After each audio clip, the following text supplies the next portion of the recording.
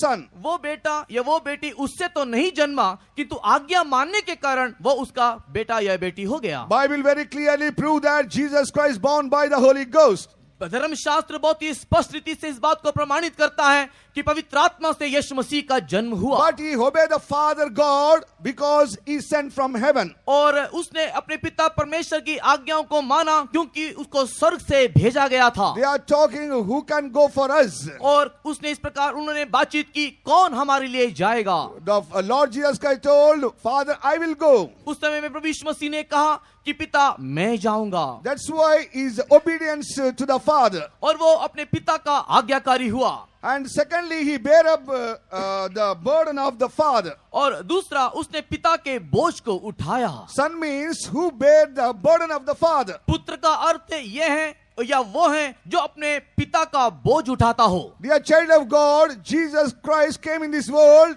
take the burden of the Father. परमेश्वर के प्रिय लोगों, हमारा प्रभु यीशु मसीह जगत में इसके लिए आया कि वो अपने पिता का बोझ को उठाए. What are the burdens of the Father? पिता का बोझ क्या है? Every time Father going on searching for a man to save the mankind. मानव जाति की रक्षा के लिए हर समय में पिता परमेश्वर एक मनुष्य को ढूंढता है. Those days God never saw a savior on this earth. उस समय में जगत के में किसी भी व्यक्ति को उद्धारक के रूप में पिता ने नहीं देखा. There is no intercessor for the mankind.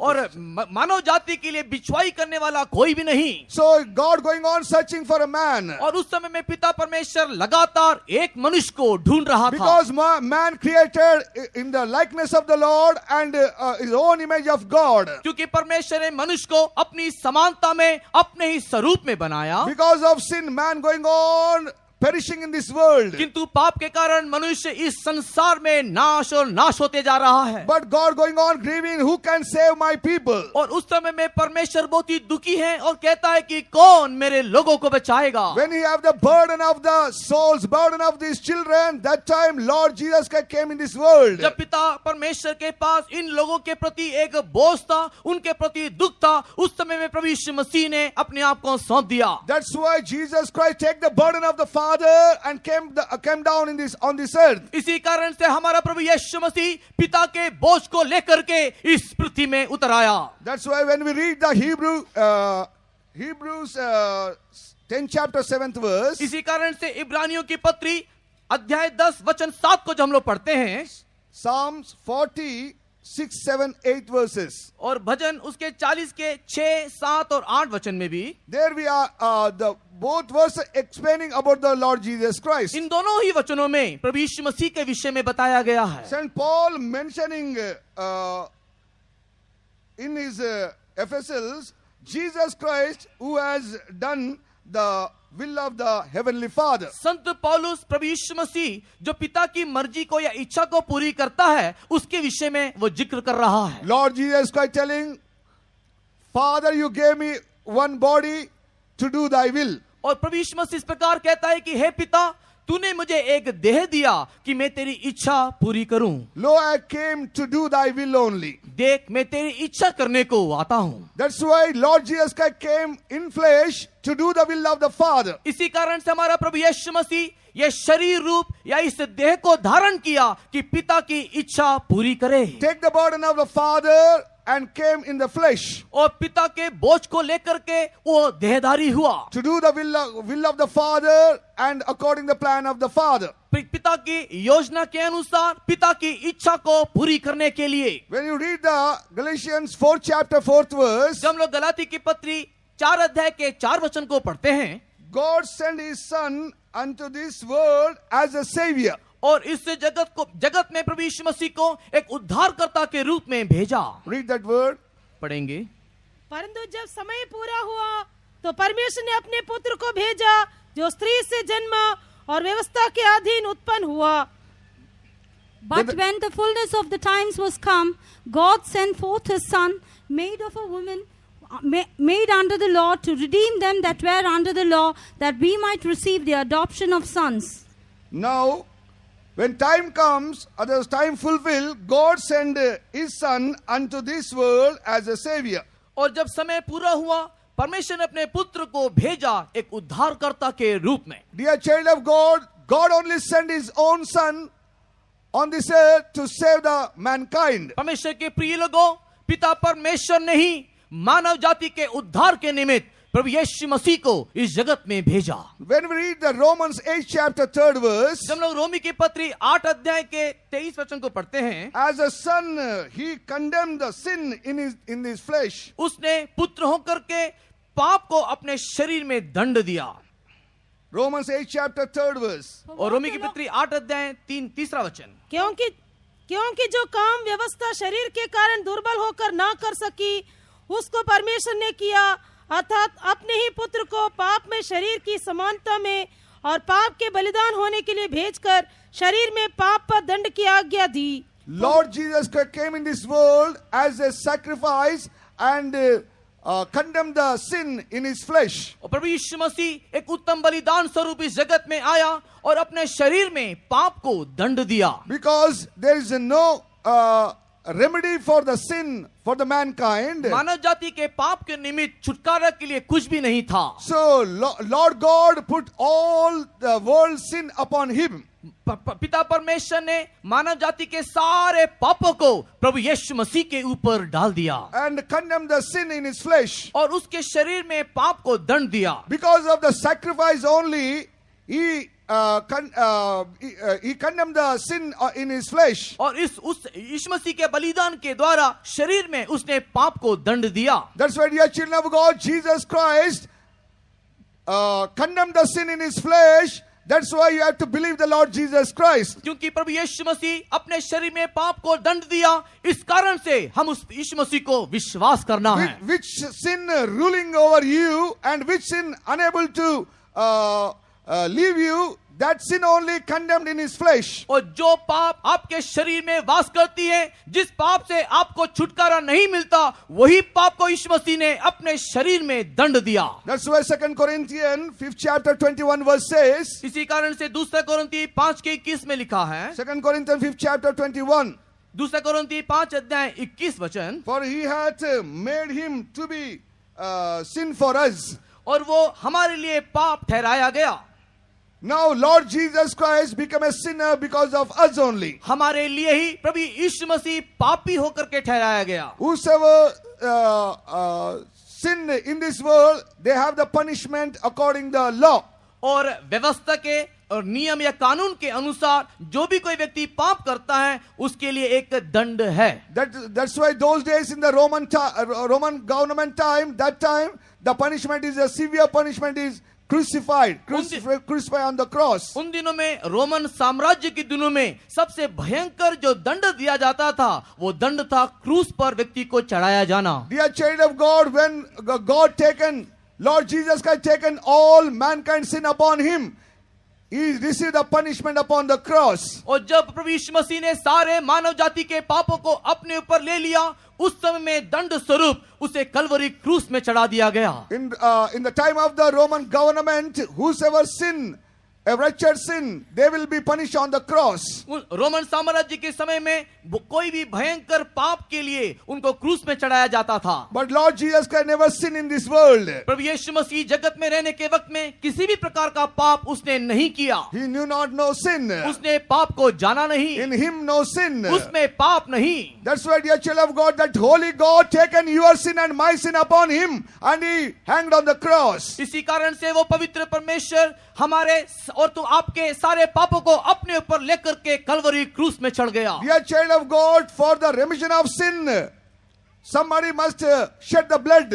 और पाप के छुटकारे के निमित्त किसी का लहू बहना चाहिए। All the religion explaining that the remission of sin is only blood. हर एक धर्म इस बात को सिखाती है, पाप के छुटकारा के लिए लहू बहाना जरूरी है। So when we see throughout the history of the world, there is no man shed the blood for the mankind. और हम लोग जब जगत के इतिहास के पृष्ठों में देखते हैं, तो मानव जाति के लिए किसी ने भी अपने लहू को नहीं बहाया। So many people, they want to deliver from their sinful life by offering so many goats, so many animals, but they are unable to redeem from their sinful life. मानव जाति के उद्धार के निमित्त कई लोग पशु पक्षियों के बलिदान के द्वारा छुटकारा दिलाना या पाना चाहते हैं, किंतु उसे नहीं पाते। But dear child of God, Lord Jesus Christ died for you and for my sake, that He want to take out our sins. लेकिन किंतु हमारा प्रभु यीशु मसीह आपके और मेरे पापों को उठा लेने के लिए वो कलवरी क्रूस में बलिदान स्वरूप चढ़ गया। That's why Lord Jesus Christ hanged on the cross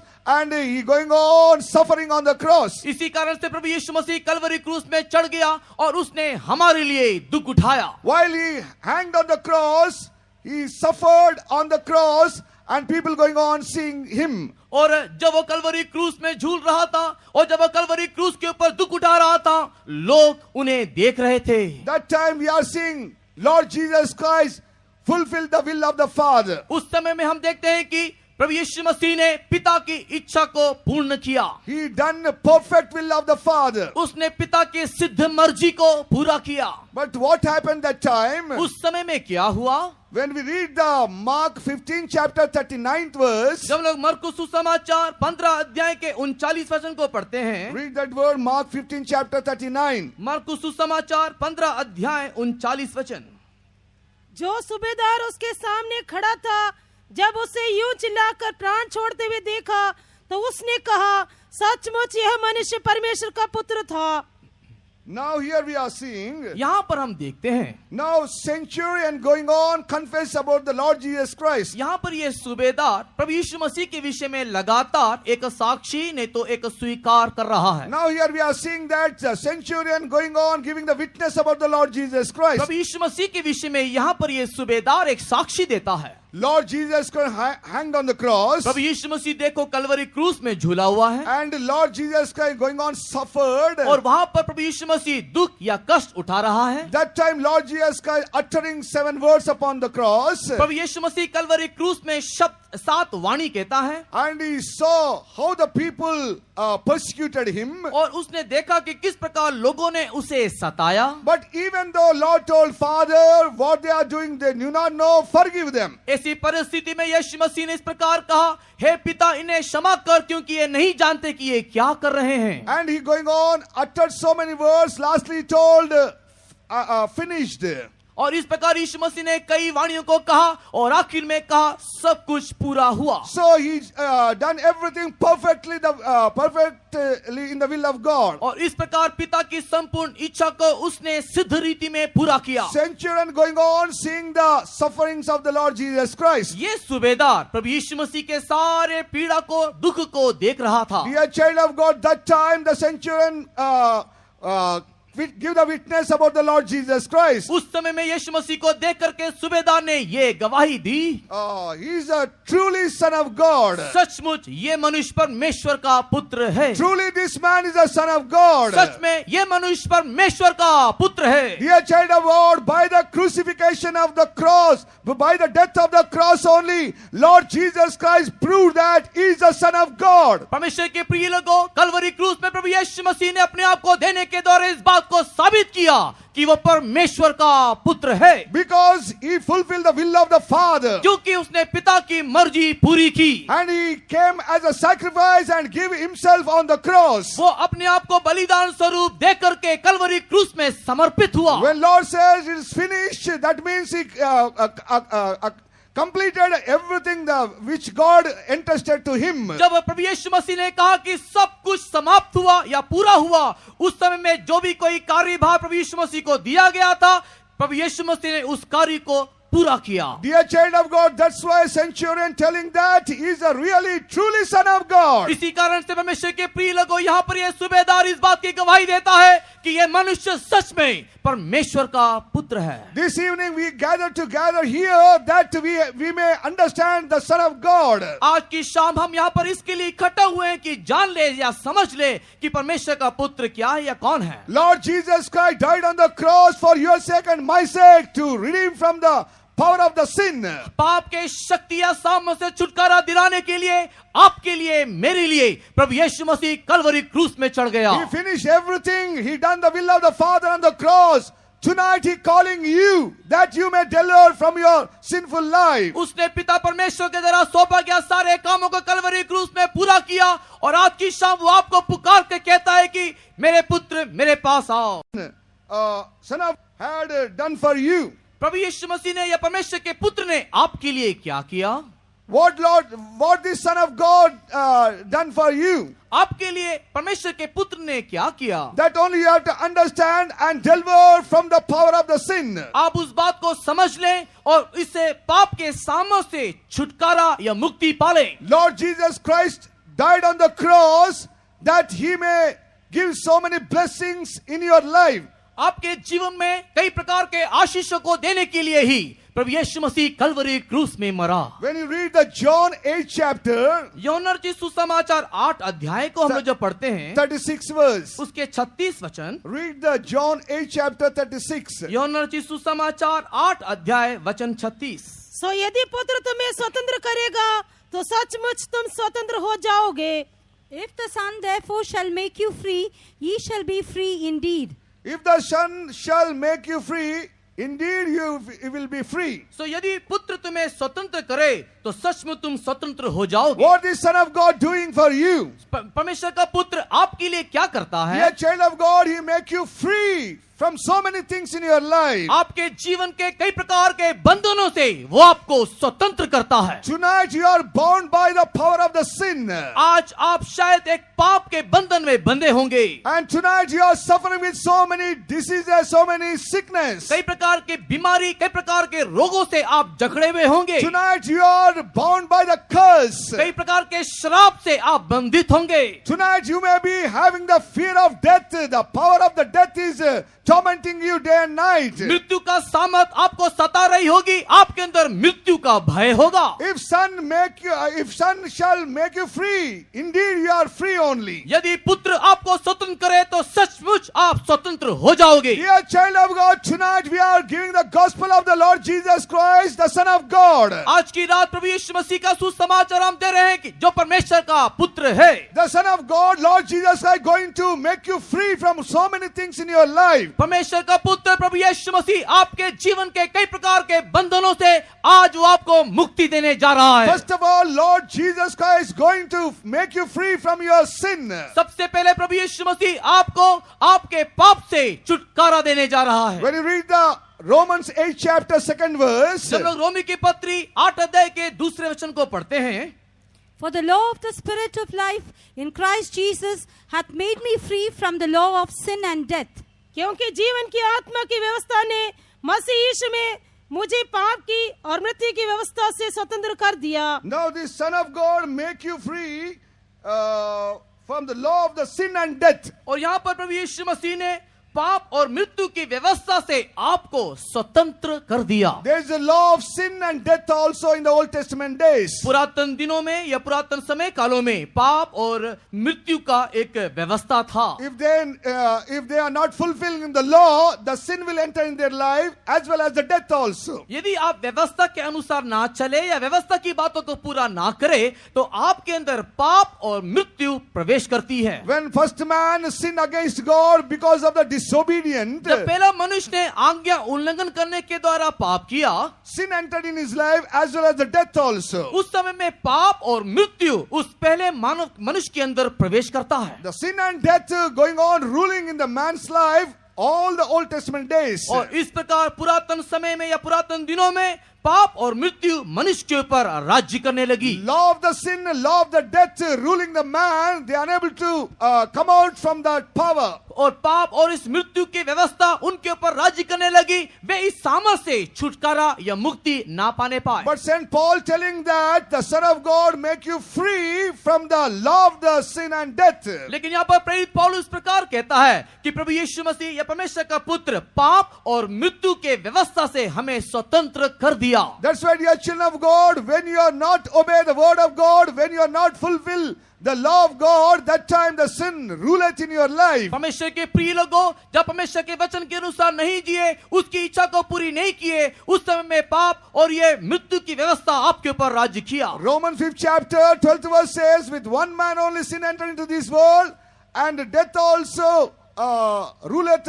all people. और रोमी की पत्री 5 अध्याय के 12 वचन में इस प्रकार लिखा हुआ है, एक मनुष्य के द्वारा पाप इस जगत में आया और मृत्यु उनके ऊपर राज्य करने लगी। Dear child of God, because of the disobedient man only the sin entered into this world. आज्ञा ना मानने वाले उस मनुष्य के द्वारा पाप इस जगत में प्रवेश करता है। So, sin having so many definitions in the word of God. परमेश्वर के वचन में पाप का कई संज्ञाएं हैं। But tonight I want to explain there is a power of sin. लेकिन हम आपको यह बताना चाहते हैं, पाप का एक शक्ति नहीं तो एक